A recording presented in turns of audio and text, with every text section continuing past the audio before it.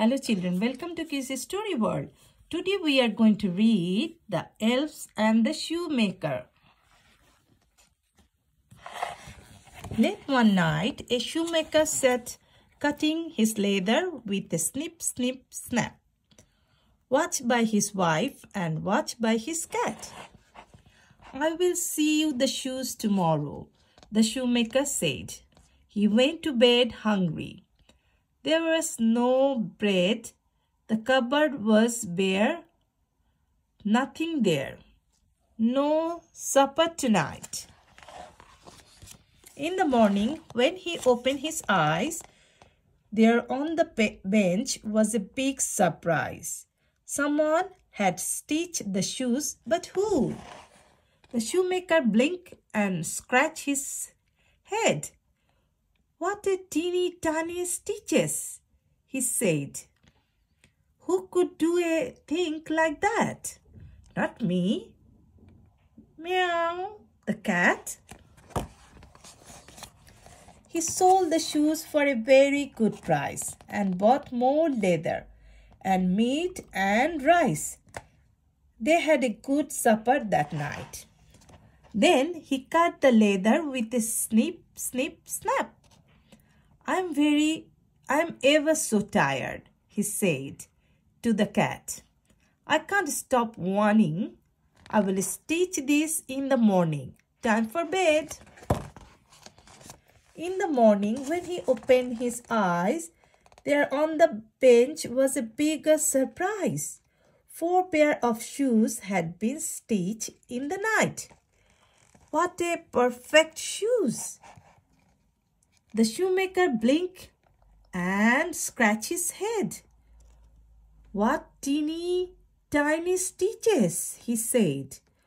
"Who could do a thing like that? Not me." Meow, the cat. Customers came to the shop in queues. When they heard about the beautiful shoes, they tried them on. Soon they were all gone. And now, with all the money he had made, the shoemaker went to the market and paid for leather in blue and green and red. He cut the leather with a snip, snip, snap, watched by his wife and watched by his cat. His wife said, "Now we will see what happens to that." Next morning, when they got out of bed, they found shoes in blues and green and red. "Such teeny tiny stitches," the shoemaker said. "I like the green shoes." From far away, when they heard the news, people came to the shop in queues. "What a beautiful shoes," they cried. "It's hard to choose." The shoemaker sat and counted his money. He thought, "Isn't it funny? I'm suddenly rich, and I haven't even sewn a stitch." The shoemaker's wife said, "We have to find whoever it is who's being so kind. Let's watch in your workshop tonight." So they left a candle burning bright, and there they hid in the dead of night. Midnight chimed, the door went crack, and 3 little elves came skippy, skip in, with the silver tools in a teeny tiny tin, but their clothes were threadbare and thin. Tip, tip, tap. Their silver hammers went tip, tip, tap, and they cut and they sewed with a snip, snip, snap. And the shoes were made in a flash. Snip, snip, snap.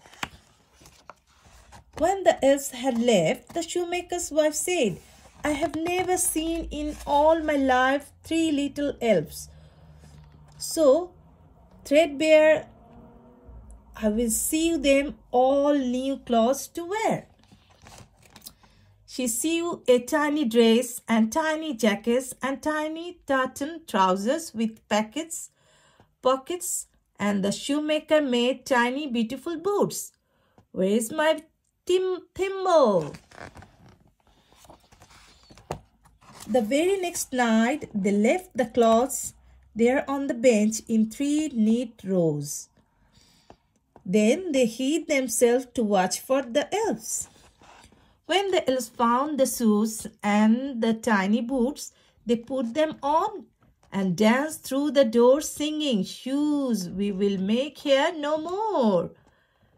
What a beautiful shoes, what a beautiful boots." The shoemaker and his wife have never seen another elf. The shoemaker stitches his shoes himself, but every day he is grateful for the dinner on his table. And every night to the window he creeps, for he made a promise and that still he keeps. "Thank you, elves," he whispers, and then he sleeps. This is the end of the story. Children, if you want to hear more stories, please subscribe my channel. Bye-bye.